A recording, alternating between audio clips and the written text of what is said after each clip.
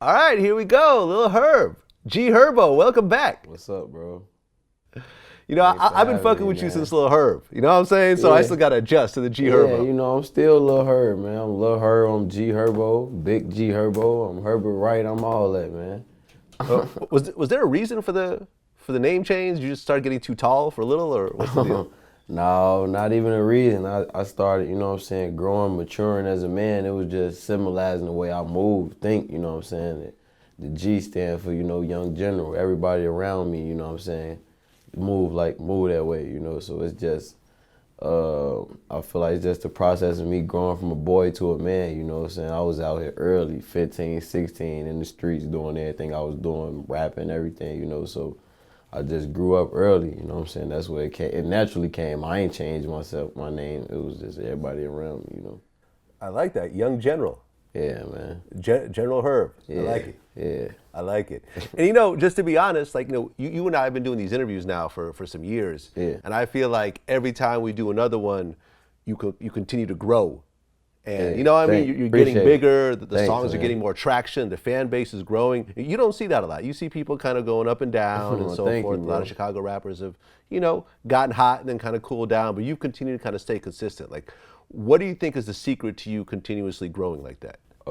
Just being myself, man. Staying true to myself, you know what I'm saying? Of course, I work hard, for sure. I definitely work hard, you know what I'm saying? But just staying true to myself, true to my fans, man. I don't think I ever really did no sucker shit or sold myself, you know what I'm saying, to stay relevant or anything like that. Even when people on the outside might have been saying, oh, Herb ain't been dropping, or Herb shit dying down. I always just stayed true to myself and focus on what I'm doing. I know at heart and in my mind, I'm working on my debut album. I'm focused on this, that, and the third. You know what I'm saying? I just got my first artist, Lil Smoke, so everything, you know what I'm saying, just building for me, and I'm just staying true to myself, staying consistent. I ain't never merged into this lane like, oh, I'm about to do this genre of music. I want to act now, none of that shit, so I'm just focused on me. I mean, you always hear about artists who turn down collaborations for different reasons and so forth because they feel like they got to stay true to their fan base, like what you're talking about. Like, for example, like Pimp C didn't want to do Big Pimpin'.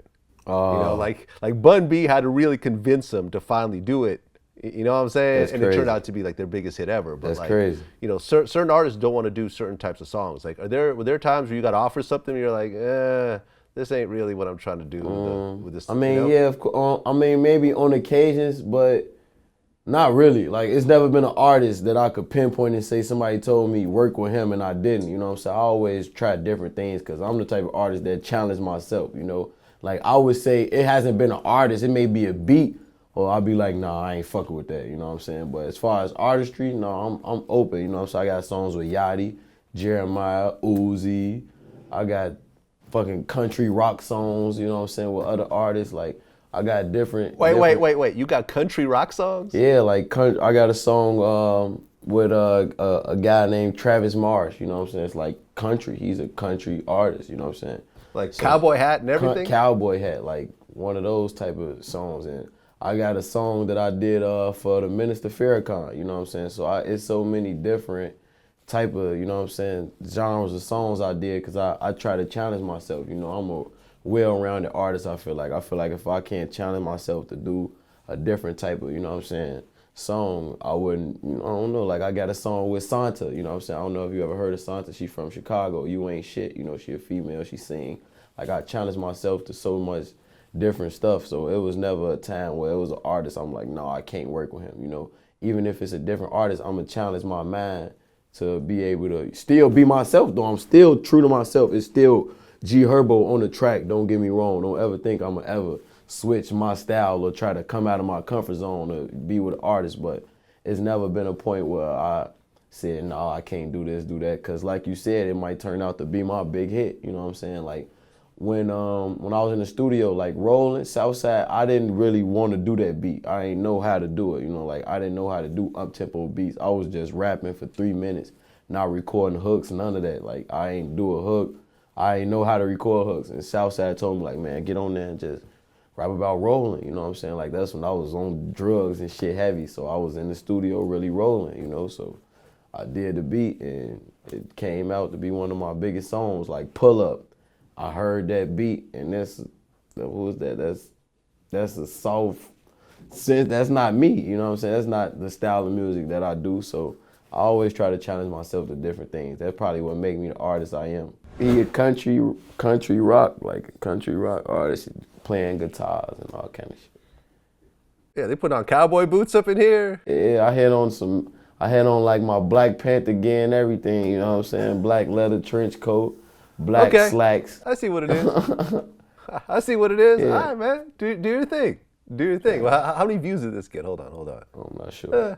Not a lot of views, but fuck it. I don't know. That's his. I ain't really promote it. It was just, he got his own fan base. It made sense at the moment I did it. Hey, fuck it, man. Just keep working. That's the key to it. Just keep Exactly. working. Now, speaking of work, Humble Beast is finally coming out. The debut album from G Herbo. He's been lying to all his fans all these years about when it's coming out. Deceiving them, giving them a date, and not honoring man, it. It's all about perfect timing. I don't think I ever really shot a date out. I told him like, man, I might do it this time. I might do it here. It's all about timing with me, man. And then right now it's laying out perfectly. Like I've never been this more excited or happy about anything, any body of music I ever had. You know what I'm saying? Like this might be my best project to date. You know what I'm saying? So I'm just excited, man. You know what I'm saying? I feel like you can't rush greatness, man. I want to go back and be able to play this 15, 20, 30 years from now. You know what I'm saying? It's still going to be true to me and who I am and who I become. And it's going to reflect on who I will be 10, 15 years from now. So Yeah, no doubt. So, London on the track, did some production, No ID, yeah. who just did Jay-Z's whole album, and I think Vic Mensa's whole album too. Yeah. Some of the records Producers at Southside, and then of course you got Young Chop. Yeah, I got a nice lineup when it comes to producers, you know what I'm saying? But like some of my songs, like when Jay-Z dropped, when he dropped 444, like one of my songs on there that's like the hardest shit, it came from inspiration to me listening to 444. I went straight to the studio. Like when he dropped it, I heard it and I went straight to the studio the same day, bro. So you know what I'm saying? Hov and No ID inspired me on a whole nother level, you know what I'm saying? Like No ID, I gave him credits on my album and everything just for inspiration, you know what I'm saying? Motivational purposes. Like every time I'm around him, just anything he say, like even if it's 10 words, it means something, you know what I'm saying? He telling me how to push myself and, you know what I'm saying, strive on a whole nother level. He had me in my first glass house, like all around glass crib. I was like 16, you know what I'm saying? So I'll never forget that. Well, yeah, people sometimes forget that No ID is from Chicago. Yeah, he's from Chicago. Because he does so much other shit, That's like homie. The Logic and all these other non-Chicago artists, and Jay-Z, of course. But No ID That's was a kind of Chicago like the original native, man. sort of That's like sample That's one Chicago guy producer. who been in what I mean? LA. How long he been in LA? Over 10 years? And he's still Chicago dude. Like he's not LA, La La Land, he's Chicago at heart. So it don't matter where you go, you know what I'm saying? If you're true to yourself and true to where you come from, that's gonna always be you. Like he still talk, act, swag like a Chicago dude, everything. Yeah, no, I mean, he goes back to like Common's first album. And Exactly. stuff like that. So really like a big Chicago legacy. Yeah, and I in terms of what he always does. And I think like Kanye got first introduced to him. Sure. He was the I was first one to always kind of familiar with co-sign No Kanye. ID, you know what I'm saying? Because my uncle, he passed away, K-Tone, you know what I'm saying? So No ID knew my uncle who passed, so I always was familiar with all the Chicago legends and just hip-hop, do or die. Everything that had something to do with Chicago hip-hop, I'm a fan of it, you know what I'm saying? Just because it's in me, it's in my blood already, you know what I'm saying? Like, I'm with one of the Chicago GOATs right now, Chicago legend. Every day he molded me, he raised me, Mickey Halstead, you know what I'm saying? Like, I wouldn't even be who I am right now if it wasn't for him, so. Of course, Mickey Halstead. Kanye fucks with him heavy. Yeah, man, so it's just that Chicago, it's in me, so I came up listening to Bump J, Slap Polaroid, you know what I'm saying, before I even thought about picking up a microphone. So that's what I always had building in my head, Chicago stories, just everything that I'm going through and want to go through and see myself in 5-10 years. That's what my music reflect on, you know what I'm saying? So that's why I get it from Chicago artists and New York artists, honestly. Now, Lil Uzi Vert is on your album. Yeah, the verse. You did a Lil Uzi Vert impression not too long ago. I did? Which one? I don't know. I always fuck with Uzi, man. That's my homie, bro. That's my brother, so I always fuck with Uzi, man. I mean, what's your take on sort of like the genre that I think that Uzi kind of heads? Like some people call it mumble rap, you know, and there's like less of a focus on lyrics and more on like kind of just a feeling and a sound. Because you yourself don't do that. I feel like you write. Yeah, I write.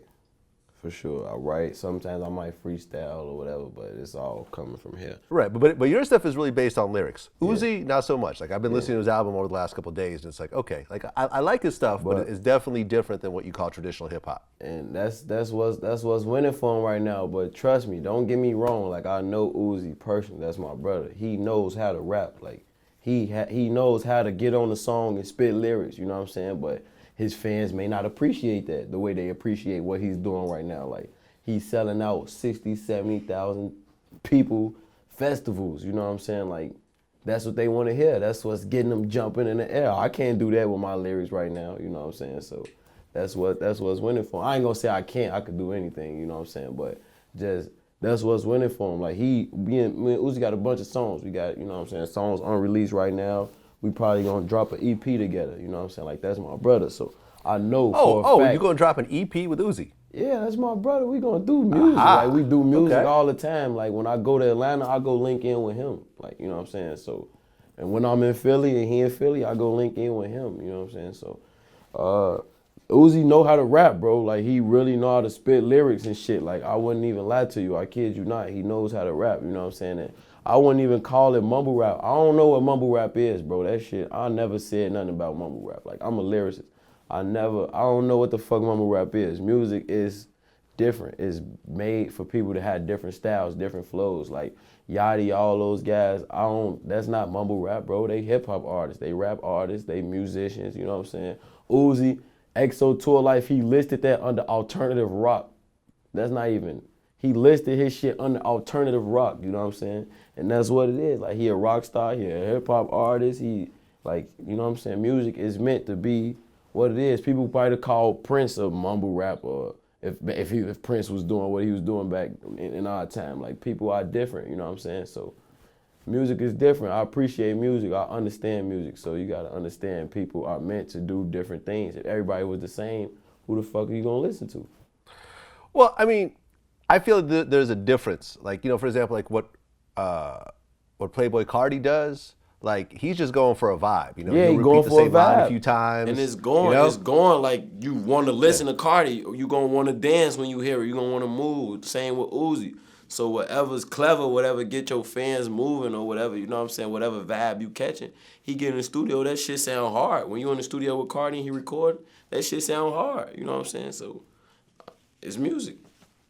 I mean, have you ever tried it? Have you ever said, you know something, fuck these lyrics on this song, I'm just gonna go in and just do a few chants and kind of do what's popping right now? I never tried, but I kind of will, like on the song, I might just fuck around and say some shit, like, you know what I'm saying? But I never really tried because I don't think my fans gonna appreciate it, you know what I'm saying? That's why those guys probably, like Uzi knows how to rap. He don't really do it as much because his fans already appreciate what he doing. If it ain't broke, don't fix it, you know what I'm saying? So I ain't trying to jump in no other lane. I feel you. Now you said that Jay's last album, 444, turned you into a whole other artist. Yeah. Like, what does that mean exactly? Just because I study music, like, it turned me into another artist because I understand what he did. Like, he's done something that I never heard people do. Like, he made those beats. Like, sometimes when you hear a beat, you challenge your mind to fit the beat perfectly. He made those beats fit him.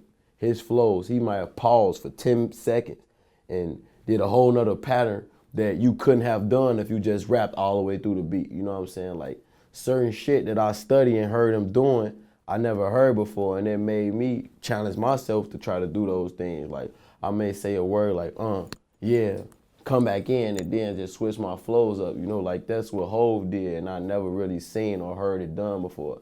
So it just turned me to another artist, and a lot of the shit that he was saying is really like, he gave you the hood street nigga Bible kind of like, it's common sense, like the shit he was saying.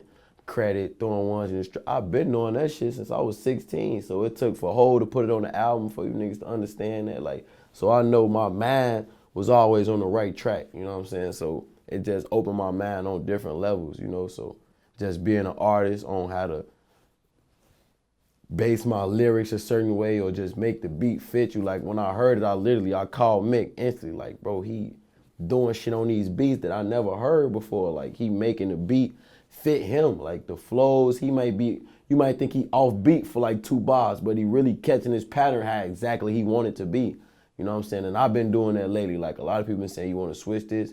This don't sound like it got the same cadences or it's on point with the first 4 bars you did. I'm like, no, leave it like that. I did it on purpose. And then when you done with the song, it all fit accordingly, you know? So he just opened my mind on how to do that on a whole nother level. I ain't never seen it done before. Well, yeah, I mean, you were just talking about, you know, a verse from Story of OJ, which I think is the best song Right. of 2017. Exactly. Not so much musically, but in terms of the message behind it. Like I've been talking about investing and saving your money in a lot of my interviews. Like, Yeah. you know, me and The Bibby talk Story of about this OJ, sometimes. I like we get on the phone and talk about it. Family you know, Feud, one of my favorites. The song he got with Bob Marley's son, that shit hard. Damian Marley, Bob. Yeah. Yeah. Damian Marley, the shit he got to kill Jay-Z, that shit hard. Like all that shit is different, you know what I'm saying? That's what I'm trying to do with my album. You want to hear something interesting? I just interviewed Damian Marley. Oh man. And he said, well, he I think I said the seen whole the story part. where like, was that? I think I seen like a clip you put on your Instagram or something, but what you were saying? Well, what I was saying was the way that song came together was. Jay had the hook already. He knew what he wanted for the hook. So did someone already sing it? Him. Like, So I went into the studio and his voice was the voice that was basically the demo for what he wanted me. so he's singing Jacob Miller. Yeah. How did it sound? I didn't even realize it was him. I was like, who is that? And he's like, it's me. And I was like, really? Yeah. I was like, Right, oh, because okay. Jay-Z's not really a singer. No, not really. Okay. So you already knew the song, the Jacob Miller song already. Yeah, man. So you heard it, and you were like, okay. Yeah, so I kind of put my little twist to it. Yeah. Because how I voiced it, the melody is slightly different than the original. Yeah. And of course, we use the gangsta and the rude boy and whatnot, you know, Right. which is not in the original. Right, with the spinners and Right. everything else. Well, no, yeah, that's a whole different thing. That has nothing to do with Jacob Miller at all. That, Right, exactly. That's what I'm saying. That's your own ad-libs. Yes, in that. yes. Right, and they flipped the Sister Nancy Bam Bam, Yeah, which is dope. yeah. Well, we did the song out in Los Angeles, recording for the song. And then, of course, he wanted visuals to support it. I was in Africa on tour. I was in Ethiopia. And he actually sent a plane to come get me and fly me straight from Ethiopia to Jamaica. Really, So, a private plane. yeah, so that was kind of cool, you know. So, but again, it was, it was a great experience. I had fun, you know. I mean, even showing him around. We were in Jamaica for 2 days together, really. Showing him around Trenchtown, took him to Helsha Beach, and we spent the evening at Tough Gang Studio in Jamaica. Everything worked out for a reason, man. That fit perfectly, you know what I'm saying? So, a lot of my songs, like the Everything record, I made sure I put Uzi on it, you know what I'm saying? Like some records, it gotta work perfectly how you want it, or it's not going, you know what I'm saying, not gonna be right. Yeah, definitely. So, I heard Floyd Mayweather let you borrow his jet. Nah, that was my man just kidding, man. My homie was joking around and shit, man. He had made all the fans. That's because we was, you know, I ain't gonna lie, we was just going crazy on the jets for like all my shows, everything. We was just getting jets and shit. I don't know, we was just doing it, bro. So he just was talking shit like, yeah, Floyd let us borrow his jet. I don't know if it was the same jet that Floyd might have been on. I wasn't even on the jet with him. Like literally, I was in a whole nother state, and they had hopped on the jet on their own time, you know. But no, I ain't borrow Floyd jet. He was just trolling. He was trolling. Me personally, I'm not at the private jet phase in my career yet. I'm at the first class, business class phase. So how much does it cost to book a private jet? Depends on what the size. Somewhere between, it depends on the size, the distance. It could be between 10 to 30,000, 8,000 for one flight. You never know. It varies in so many different ways. You know what I'm saying? I think the most we ever paid for a jet was like 24,000. How does it feel to be a kid from a poor area spending $24,000 on a private jet for you and your crew? Feel good, man. I was on the jet eating chicken, vegetables, salad, you know what I'm saying? They feed you good, you know, it just feel good, man. It's a blessing. I'm humble, you know what I'm saying? I'm humble, I'm blessed, so I never let anything get me discouraged. I know I came from nothing, like literally nothing, you know what I'm saying? And to be living this life is just a blessing, you know what I'm saying? I'm still at the first class business stage too, you know what I'm saying? I ain't about to keep spending all that money on jets. I get on the plane, get first class. I'm humble, bro. You might see me coach sometimes when I'm just flying, trying to get where I gotta go, bro. I'm humble. I go to sleep, wake up like everybody else. I'm just here to you know what I'm saying, be great, do my music, stay on top of my business, man, and you know what I'm saying, whatever works. I might have to get on the jet, you know what I'm saying? I might have to get on the regular plane, you never know, just, you know what I'm saying? Sometimes I gotta hurry up, get to where I'm going, so that's when you need a jet. Hey man, do your thing. I'm happy for you. Yeah, thanks, You know, man. Appreciate I love you. it. Appreciate You know what I it, mean? man. I absolutely love it. Yeah, somewhat. I'm still Chicago based. My mom there and everything. I still got a place in Chicago, but I ain't been home in months, bro. You know, so I'm about to get another place in Atlanta. I'm gonna be there so I can just work. You know, so like I said, I got my artist Smoke. You know, so we gonna work, do our shit. I'm still working with Southside. We about to drop Swervo right after Humble Beast. Me and Bibby gonna drop No Limitations. I still got, you know what I'm saying, 150 Dream Team, a compilation tape or album, however, I'm gonna do that. That's still in the pipeline, you know what I'm saying? I got artists that I'm just about to just go 100%, 110% with. So I'm just working, man. Chicago too negative. It's too polluted right now. I don't wanna be around nothing negative. None of that shit. It's too crazy in Chicago. So I just be trying to stay away, bro. I definitely, yeah. So you could say I moved out of Chicago for now, you know what I'm saying? Of course I'll be back and forth, but ain't no telling. Nobody might not even know when I'm in Chicago. You gotta get up with me. Yeah, I mean, as you should, because I just interviewed King Louis not too long ago, and you know, he came really, really close to losing his life last time. Shit, I got shot in the one in my head that went through my ear. I ain't get just shot in that motherfucker was in my head. And then I got shot in my back, my rib, and I got shot in my arm a few times. Okay. Did your ribs break? I think a couple of them did. Like, Okay. was cracking shit. How many other shots hit your car that didn't actually hit you? I didn't count. I don't know. But there was other shots fired. Yeah, it was a lot more shots fired, I believe. I don't really recall like how many hit the car. I know 7 of them motherfuckers hit me. Got hit in the ear right in front of his crib, you know what I'm saying? So if you ain't safe coming out the house, where the hell you safe at? It's crazy. Anything can happen at any moment. You gotta believe. That's why I think I'm still alive today, because every time I leave out the house, I feel like somebody trying to kill me. And you gotta have that mindset when you leaving out the house, like in Chicago. You gotta feel like your life is at stake 24/7. Like when you in Chicago, I'm in gladiator mode, and I don't need to be like that, you know what I'm saying? I'm an artist, you know, I gotta think positive, think clear. I can't be thinking about trying to kill nobody or somebody trying to kill me, you know what I'm saying? When I'm in Chicago, that's my mindset. I feel like somebody trying to hurt me at all times, you know, so I don't wanna think like that. I wanna be able to walk down the street comfortably, you know what I'm saying? So Chicago ain't the place to be. Well, you had posted on Instagram, it was like a list of like the most dangerous cities in the U.S. Chicago was number 16. And I looked at the numbers, and like New Orleans has 3 times as many murders per person. Yeah, that's because New Orleans is smaller, bro. It's a small city, you know what I'm saying? So No, but like it takes into account for that. It's like it's per 100,000 residents, how many people have gotten killed. So even if it's smaller, it accounts for that number. You see what I'm saying? Yeah. So I get what you're saying, like per 100,000 residents, it may be 200,000, 300. I think the population in New Orleans, because I'm there all the time, my people there, the population in New Orleans is a couple 100,000. Chicago is the 3rd biggest city. We got millions of people. All the killing is coming from one area. So it's only a couple 100,000 people in those areas. You get what I'm saying? Like, it's not killing up north and certain areas. Like, people might get killed every now and then, but I'm talking about nonstop, constant killing is going on within 2 neighborhoods, south side, the east side. Really, that's it. You know what I'm saying? That's about it. And that's the same population as New Orleans, maybe 200,000-300,000 people in that area. And that's where all the killing coming from. So it's literally the exact same. Yeah, no, I see what you're saying. If you compare New Orleans to like South Side, To the South you Side, probably it's the get same size. It's the exact same size, and that's where all the killing going on, South Side and East Side. So all the killing going on at. Well, you talked about in an interview that you saw your first murder at 8 years old. Yeah. I was like 8.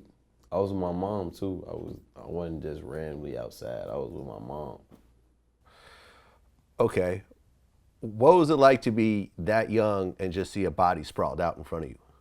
I don't know. I was thinking about it for like some weeks. It took me a little minute to get over it. You know what I'm saying? I ain't gonna say I was immune to it. Like at that age, it had me tripping. Like I was scared. You know what I'm saying? Like I was traumatized actually because my mama had to dive on the floor. Her hand was bleeding and shit. You know, so that type of shit just fucked me up at an early age. You know what I'm saying? Like we was moving, and some guys was like in front of my aunt crib.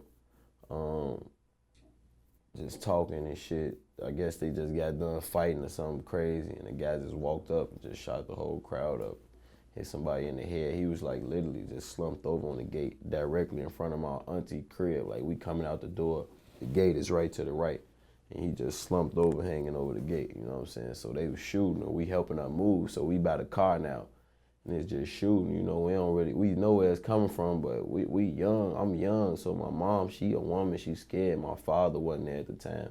She jumped on the ground, you know what I mean, cut her hand like on the building or something. So just me seeing my mama bleed, I started crying instantly because I didn't know if she was hurt or what, you know. So just at that age, I was thinking about it for weeks, you know what I'm saying. It was probably like, and we was moving late at night, so it was like probably 2 in the morning or some shit like that, you know what I'm saying. I'm with my mom though, so I don't know, it was crazy.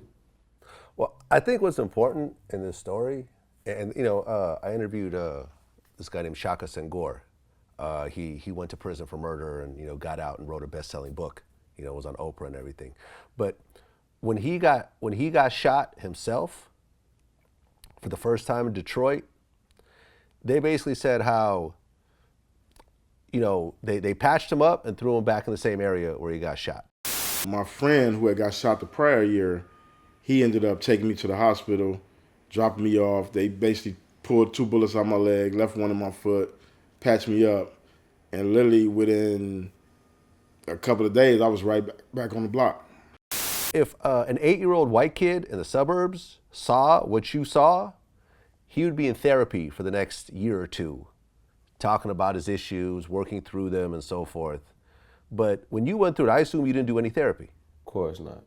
Yeah. Nah, we ain't You see, had no you see what I'm saying? So therapy or you never nothing. quite I ain't dealt had with the nobody trauma to talk involved to me in that. about it. Like, ain't nobody, you know, it was just normal, you know what I'm saying? Of course, we was traumatized bad, but after that, I started seeing people get killed and shot all the time. Like, I ain't gonna lie, maybe it was like a movie, because once that happened, I'm walking home from school, somebody getting shot. Like, it was just happening after that. Like, maybe that was just the beginning of a long, I don't know, like everything happened for a reason, you know what I'm saying? So maybe God just put that in my life early so I could understand what it is and take it for what it is and just move on from it. By the time I'm at this point, you know what I'm saying? But no, it was never no therapy or nothing like that. Like, my sister saw people get shot when she was 6, 7 years old, you know what I'm saying? So just coming home from school.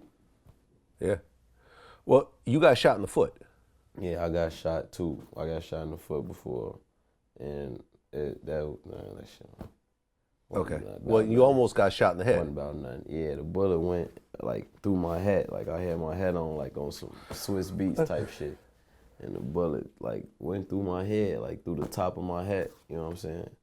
And So you took your hat off, or I guess the hat flew off, I guess? No, the hat flew off. If I had my hat on like this, I probably would have got shot in the head, or it might have flew past. I don't know how. It was just God, I guess. Like, I had it on some random shit, just tripping like this, you know what I'm saying? It literally just knocked my hat right off my head, you know, maybe it hit the top.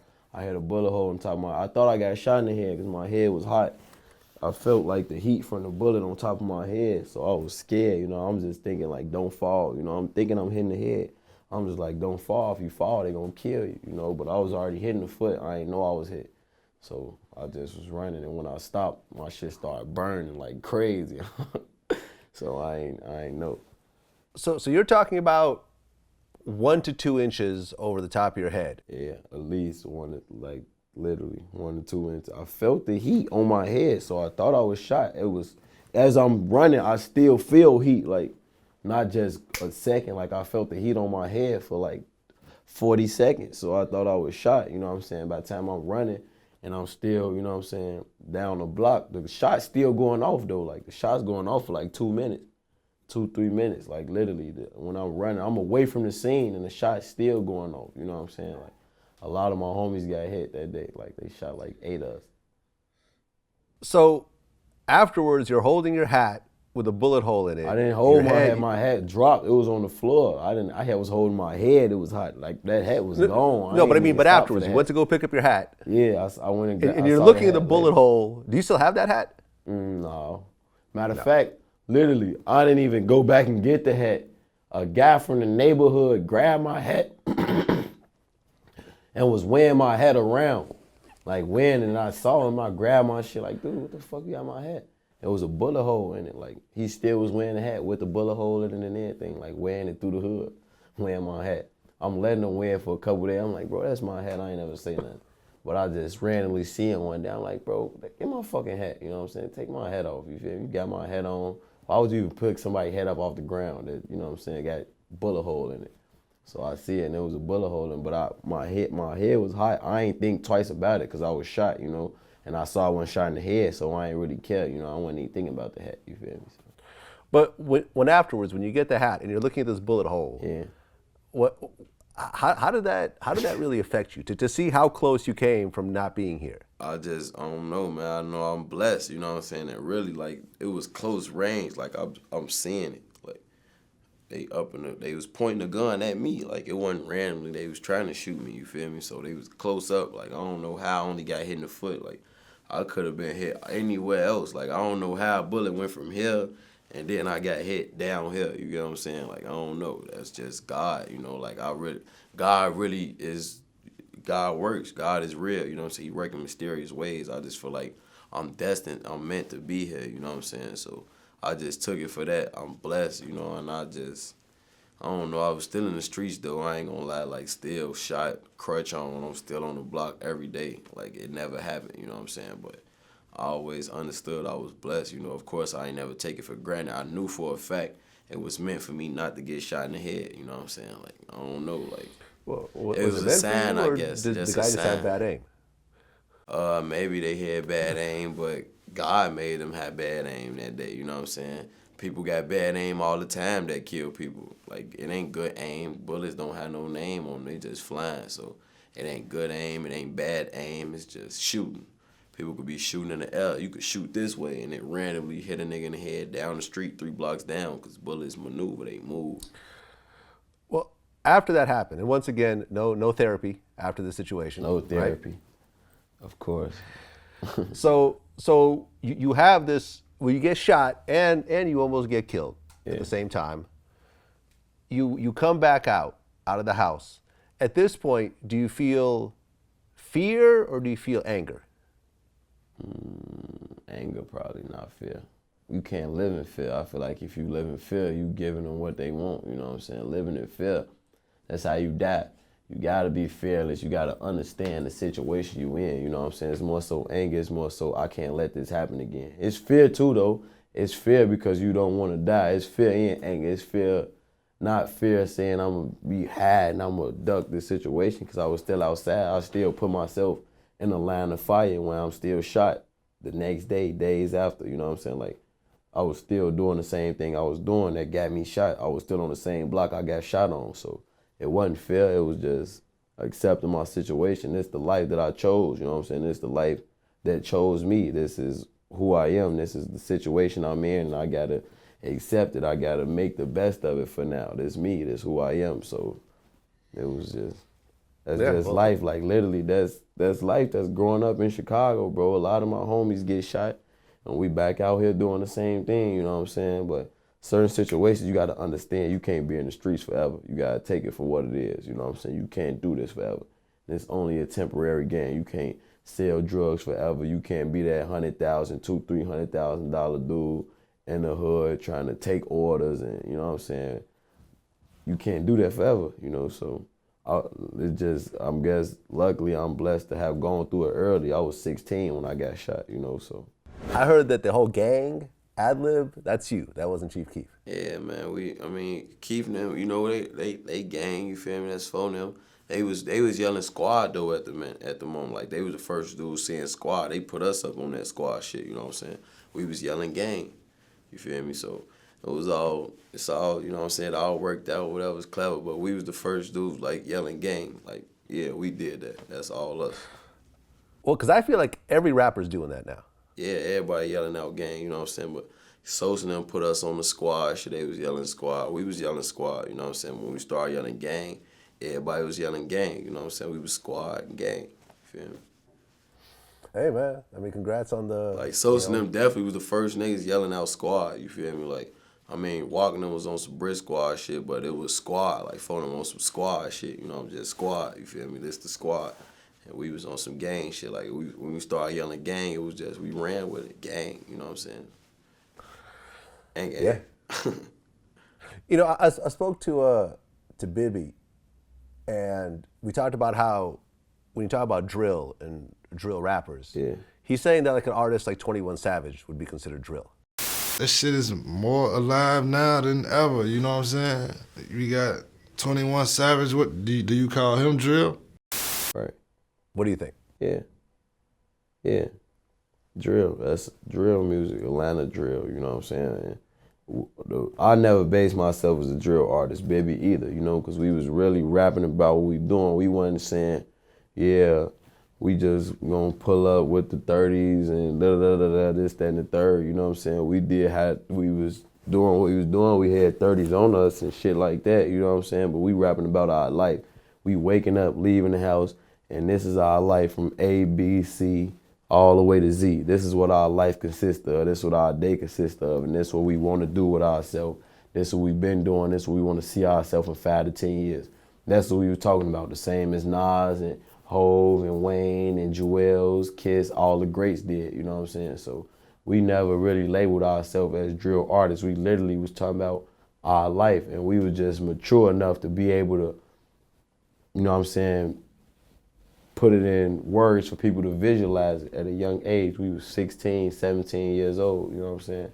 Really being able to paint pictures with our lyrics, you know what I'm saying? That wasn't drill, you know what I'm saying? We was in the drill phase, you know what I'm saying? The drill move, the whole drill wave was still going, you know what I'm saying? We was rapping about gangster shit, but it was gangster rap. Well, you know what's crazy is at the end of last year, I was out in London. Yeah. And they got a thing out there called Brixton Drill. Brixton Drill? Yeah, Brixton's an area in London, Yeah. you know, in the UK. And there was a group, one of the hottest groups out there is a group called 6-7. 6-7. And- you did an interview with them, right? They had the mask Right. on and shit, right? Yeah. Exactly. And they consider themselves Brixton Drill. So they're kind of emulating what you guys are doing, but putting their own accents and their own kind of surroundings crazy. into it.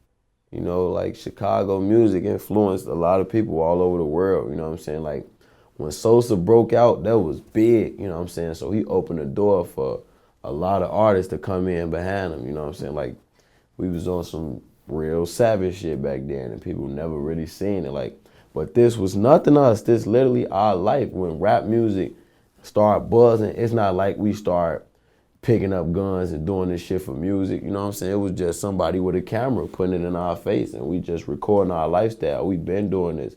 We've been outside 30 deep, 20 deep, 16. We got all, you know what I'm saying, all had pistols on us, shit like that. Like that's what our life consisted of. We just were able to record it.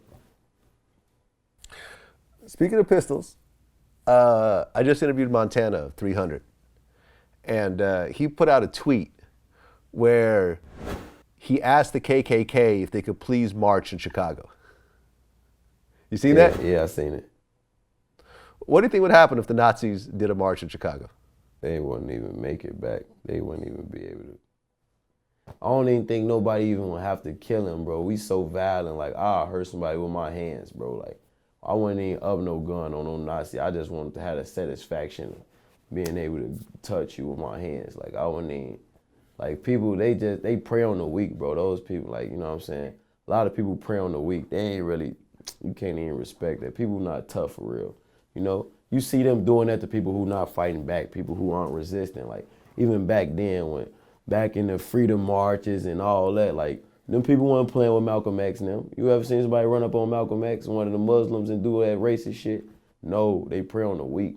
So that's why they went to Charlottesville, North Carolina, all this shit where people gonna let them feel like they the superior, tough people. Like I never had a racist encounter where somebody disrespected me in my life, ever. And I never will, because I'm gonna make an example out of you. Right, because if you look at all these Nazi marches, they're never really done in black areas. They never like done you don't in see black it, you don't see them in areas. Oakland and Oakland, Atlanta. You never like see none of that. You never see nobody where they feel like they scared us, bro. People don't want to play with us for real, you know what I'm saying? Like nobody gonna ever come to Chicago and have no racist march, you know what I'm saying? The police scared us. The police don't even want to do nothing to us for real, you know what I'm saying? That's why police pulling out guns, shooting instantly, like, you know what I'm saying?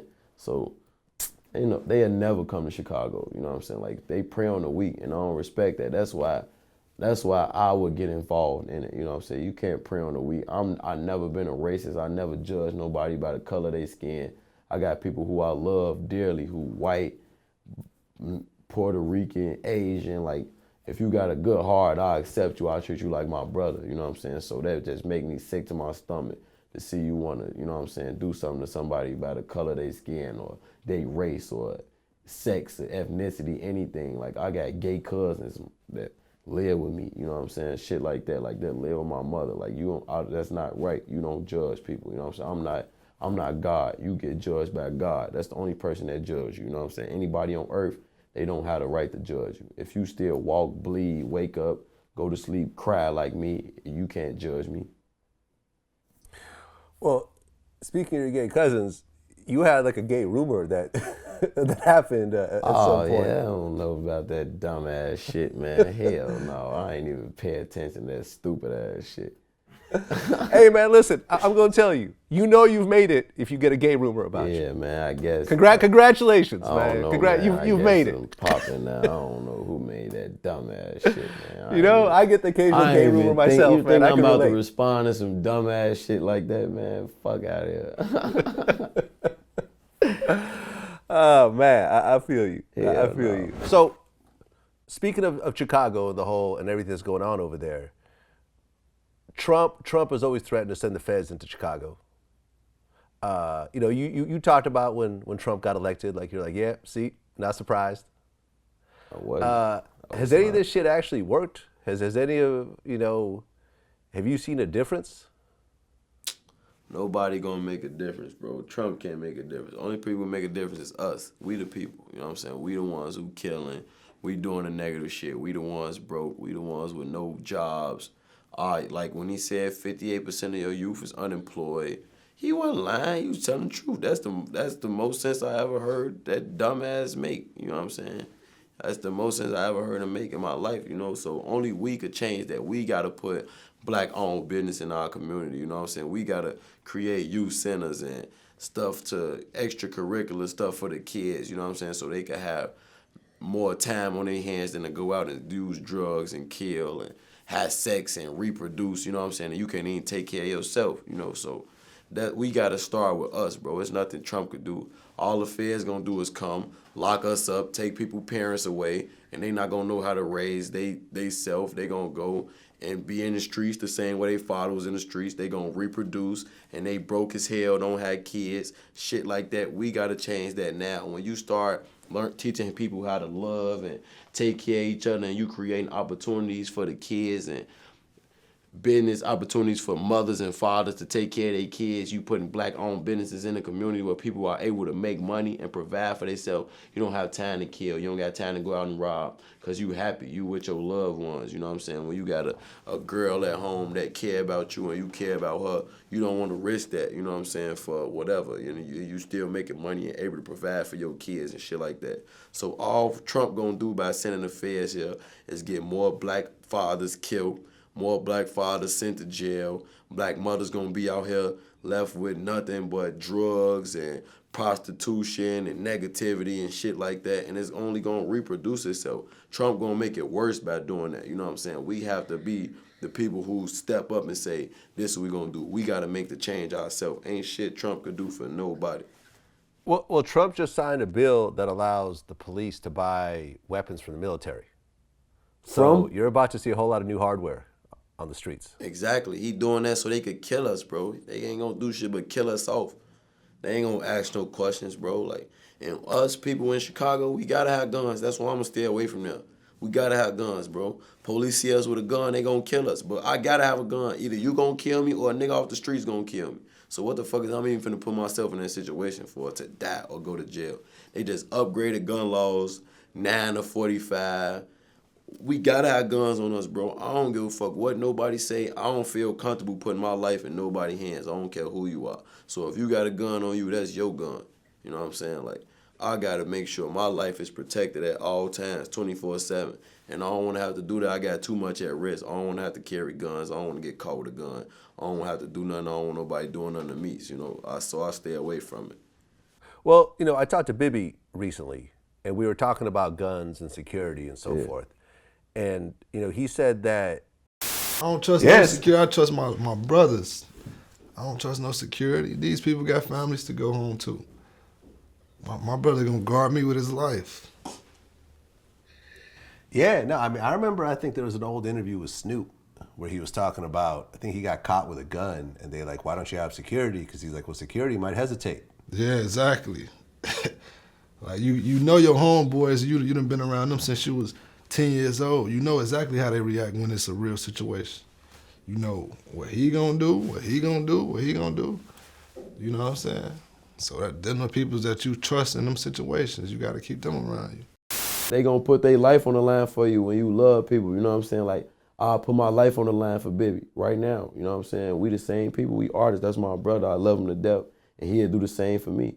You know what I'm saying? His brothers will put their life on the line for me, and I'll put my life on the line for them. That's just the way we brought up. Never leave my brothers, you know what I'm saying? So I don't put my life in no security guard hand, because guess what? He want to go home to his wife. He don't give a fuck about me. He want to go home to his kids, you know what I'm saying? So it's cool for the moment. You can move the crowd around, but as far as protecting my life, I don't need you for that. I've never been a type where another person tell me, yeah, oh, you good, I got this. I ain't good unless I guarantee that I'm good. I guarantee my own safety, you know what I'm saying? Can't nobody guarantee my safety for me. If I'm all the way out in Connecticut, I don't know you from a can of paint, you know what I'm saying? I'm not finna put my life in your hand, you know, so he right. That's just how we was brought up, bro. Well, but when you look at, for example, like a Floyd Mayweather, he don't have his friends protecting him. He got Floyd real don't got serious nobody fucking security. trying to kill him. Floyd don't got nobody trying to knock his shit off at all times. You know what I'm saying? Floyd has not been through what we've been through. Floyd Mayweather is a mogul. People see Floyd and they love him.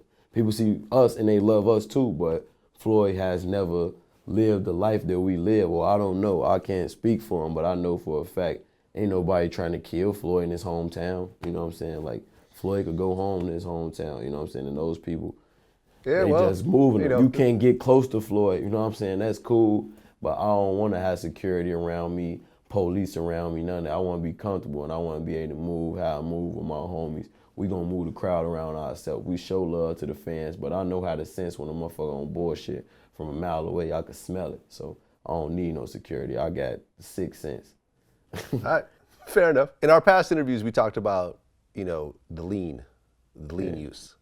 And you talked about how, you know, the amount of money you spend on it and so forth. Are you still doing it or you quit? Oh, I'm clean, bro. You're clean?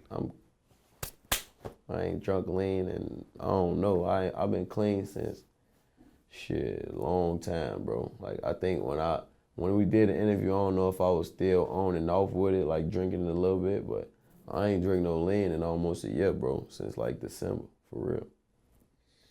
That's what's up. That's a long time for me. Were you going through withdrawals in the beginning? Were you going through sweats and stomach problems and stuff? No, I did that. I did that. I went through that like the first stages, of course, because I've been drinking lean for a long time, bro, like 6-7 years. But right now I'm completely clean, detox. I ain't even been smoking weed, like literally. I ain't been Wait, smoking no weed. you stopped smoking weed? I'm completely clean, bro. I ain't been smoking no weed or nothing, man. I ain't smoked weed in almost 2 weeks, 2-3 weeks. I just want to try something different, just clean my body out, elevate my mind on a whole nother level, challenge myself. I remember times saying I'll never stop smoking. I'm gonna be a 90-year-old man smoking. I'm not saying I won't start back, but right now I'm just challenging my mind to something different. I just want to be clean and see if I could do it.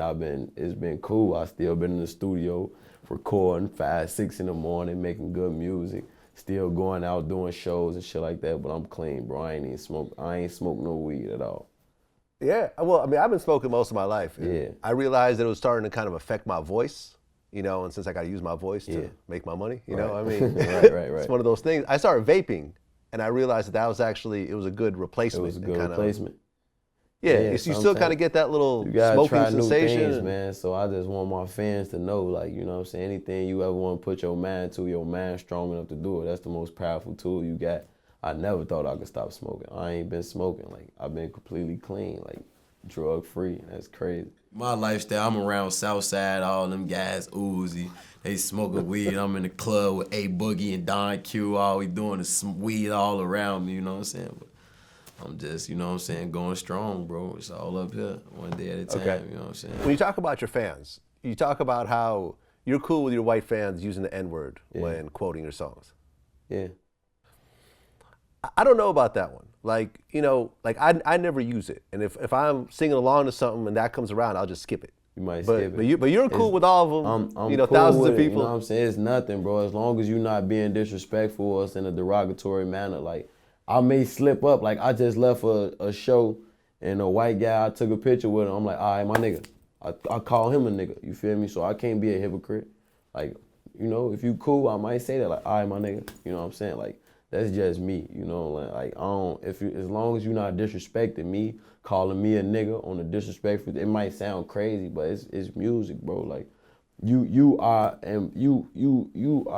embracing me and our culture. You know what I'm saying? You putting yourself into my world. You are a fan of me. You love what I'm doing. You know what I'm saying? Like you wake up and you may think about my music. That may get you through whatever situation you're going through. You may wake up and need my music to be able to think on a certain level. People might be facing depression, not want to go to work, a lot of shit, you know what I'm saying? And my music may get them through that, you know what I'm saying? So I appreciate that, you know, I don't really trip out the word. As long as you're not disrespecting me, you know what I'm saying? Like, of course, a white person not just gonna openly use the word nigga around me, like, yeah, nigga, but, you know what I'm saying? I don't really mind. If you at my shows and I see a white person in the crowd say nigga, I'm not about to say, hold on, stop that shit, hey, you.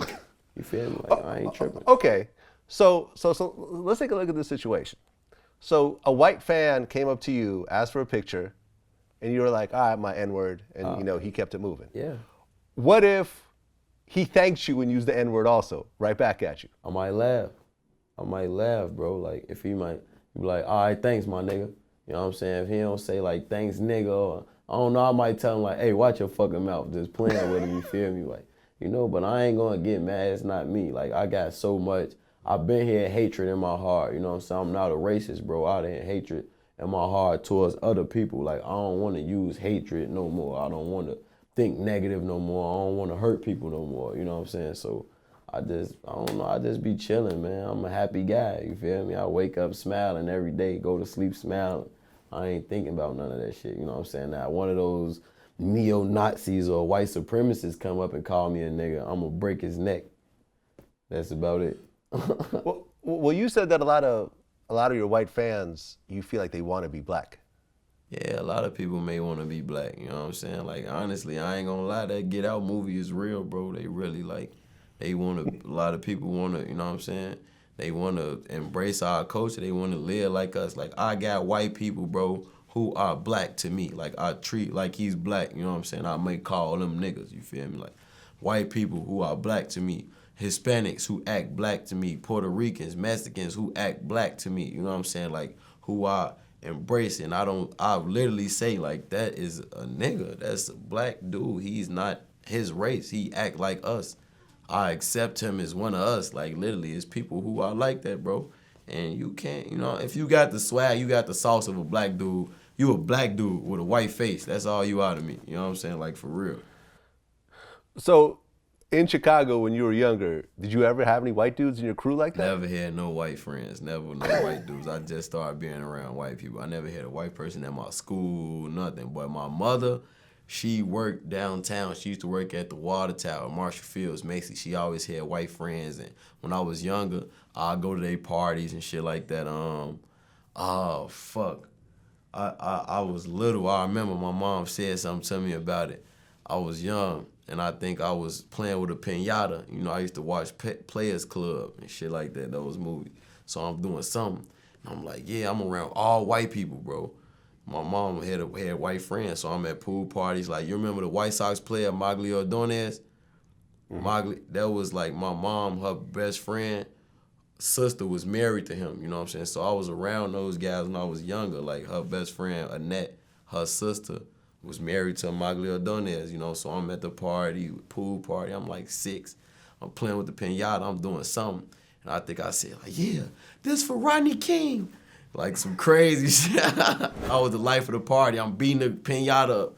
And I'm saying something like, yeah, and this for Rodney King. I got that from Players Club, you know what I'm saying? So I ain't know what I was saying, you feel me? And they started laughing. They started dying laughing like I had the entire party cracking up, you know what I'm saying? So I always had the ability to like make people smile from all races when I was younger, you know what I'm saying, all my life. So I don't know, it's just something God blessed me with, I guess, to connect with people all over. Did you graduate high school? Nah, I ain't graduate high school. I graduated now. I have my high school diploma. I'm officially have a high school diploma. I graduated high school. I finished it. I did American school. I was fighting the case. My judge made me finish school, and I took it upon myself to finish school. I don't have a GED. I have a high school diploma. But when I was in high school, I ain't finished. I dropped out when I was like a month or two into my junior year. I was like 16, something like that. It was just too much going on. So how does it feel to have all these problems while you're going to high school, and then a Chicago high school made you principal for a day? Crazy, man. I was honored, humbled by it. Like, just growing up, high school, it was so much going on. I was in the streets, rap music. High school just wasn't a thing for me no more. Like, I feel like if this not what anything I'm gonna do, I'm gonna do it for real. Like, when I was in school, I had straight A's. I was always an honor student. Like, for real, you could ask my mother. Like, I always been smart, gifted. I got certificates hanging up in my mom's house for student of the year, most educated, like all that shit. And I was smart as fuck, bro. So if I ain't gonna do it, I ain't gonna do it. Like, I was in the streets. I ain't care about school no more. I wasn't doing my homework. I was wasting my time, and I was literally going to school to get fresh and go get girls and shit. Like, so at that point, I could do that outside of school. Like, I wasn't trying. It wasn't no point in me. I didn't want to. I knew by the time I was a freshman, even though I still had good grades, I knew I wasn't going to do nothing that could apply for me to go to school. I wasn't going to college. I wasn't trying to be a doctor, a lawyer. Like, I was going to either be in the streets or whatever. Music saved my life. Like, I really didn't know what I was going to do. I was just in the streets. I would have been a drug dealer all my life. Music saved my life, bro. Like, for real. I would have been in the streets selling drugs, 30 years old. And I would have made the best of it. I wasn't gonna be no nickel and dime drug dealer. I was gonna get rich off that shit, you know what I'm saying? So music saved my life, bro. Right, you're trying to be El Chapo out there. Yeah, I wasn't playing. I wasn't gonna be none of that shit. I was gonna take care of my family through drugs. Like, that's all I wanted to do was take care of my family and my people. So whatever I did, I was gonna make the best of it. So I was gonna either be the best drug dealer or the best rapper I could be. So I choose rap. Right. So you were actually a principal for the whole day. Like, how did the kids react when crazy, Herb shows man. up? It was crazy. Like, and when I went to, the thing with me, because I know a lot of kids misguided, you know what I'm saying? I was young. I just had God blessed me to be smart and really be a thinker, you feel me? Like, a lot of kids were misguided, you know what I'm saying? So I told them when I was principal for a day, the main thing I wanted to tell them, anything you want to do, you got to keep faith in it, you know what I'm saying? You got to believe in yourself and strive to be great. And I wanted to drill it in their head, like anything you doing as far as music, the time you taking out when you might be in parties or whatever and you not studying, if you want to do something that apply for you to study or anything, you got to make that sacrifice. Like, I made a sacrifice and cut the streets off and a lot of shit in my life to do music. Life is about sacrifice and believing in yourself, you know what I'm saying? So I just want to get that to the kids. I ain't come to be no funny principal. Like, if I'm going to do something, I wanted to really drop knowledge on them, and I feel like they listen to me, you know? So I wanted to tell them life is a sacrifice. The sacrifice that you make, putting the extra 2-3 hours that you might put into something else to be the difference in you being great and being what you want to be in life. And it's that simple, for real. Yeah, I mean, it's referred to as a 10,000 hour rule. Yeah. Where if you put in 10,000 hours into something, you could become an expert, no matter what it is. No matter what it is. I got You know, 100,000 if you're just hours. playing video games all day long, Be that's an something that's not expert going to video translate gamer. into nothing. For Unless real. you want to be a pro video gamer. But in general,